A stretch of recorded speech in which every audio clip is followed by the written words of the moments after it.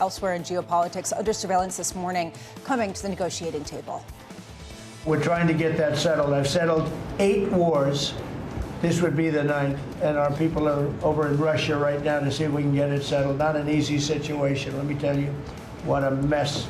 It's a war that never would have happened if I were president. Think of it, mostly young people. 27,000 people died between Russia and Ukraine last month.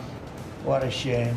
Here's the latest. Negotiations between the U.S. and Russia failing to yield a peace deal over the war in Ukraine, but the Kremlin describing the talks as constructive and informative and saying work will continue. Joining us now is Bloomberg's Oliver Crook, joining us from NATO's headquarters. Foreign ministers are set to meet to discuss what we have heard. Ollie, what's the latest, given the fact that there still are some big sticking points, 3 in particular, that seem unpassable right now between the U.S. and Russia? After 5 hours of those negotiations that we had in Moscow yesterday, led by Steve Witkoff, Jared Kushner also in the room, and Vladimir Putin, it's very difficult to ascertain really what progress was made. As you were mentioning a little bit earlier, we did get a readout from the sort of Russian side of the meeting. That is where most of the information has come from. And as you can imagine, it's been pretty sparse, though the sort of takeaway, it seems to be, is that there's still actually quite a bit of work to be done, both in Moscow and in Washington, that according to the Russians. And again, that sort of changes the sort of speed at which we were expecting these negotiations to take place. You'll remember about 2 weeks ago when that 28-point plan first dropped from the U.S. side of the equation, which of course got a lot of attention here in Europe because it seemed to have been really tilted in the favor of the Russians. Now down to that 19-point plan, there has not been a great deal of transparency about what those 19 points still are that are still being negotiated. There's not been a lot of briefings to a number of the ministers and foreign ministers that I've spoken to in terms of actually getting transparency into what are in those discussions. So I think what we're going to be watching for, a process that began in Geneva, went then to Florida, then to Moscow. We'll see where the next set of conversations will be and at what level they will be, which will give us some sort of indication of how much progress has been made. Again, the sort of speed at which this began was at warp speed. We're now going more towards diplomatic speed. Ollie, just quickly here, what are the foreign ministers in Europe willing to do should the plan not necessarily be to their liking?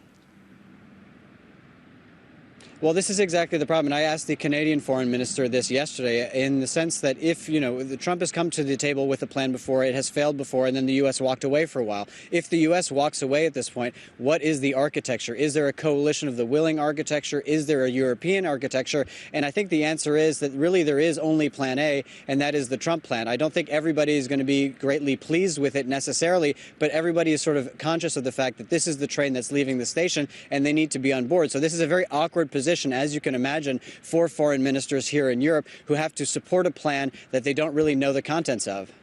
Ollie Crook, thank you so much for that. That's Bloomberg's Ollie Crook reporting from NATO's headquarters. Right now, Andrew Bishop of Sigmum Global keeping his base case that these talks won't yield a ceasefire, as they haven't so far, writing Russia has more to gain from holding talks with the U.S., Ukraine and Europe in order to see how much concessions it can extract from them rather than terminate dialogue prematurely. Andrew joins us now. Andrew, do you get a sense of what the sort of leading force is in the U.S. administration? Is it the Marco Rubio side of things, or is it the Steve Witkoff side?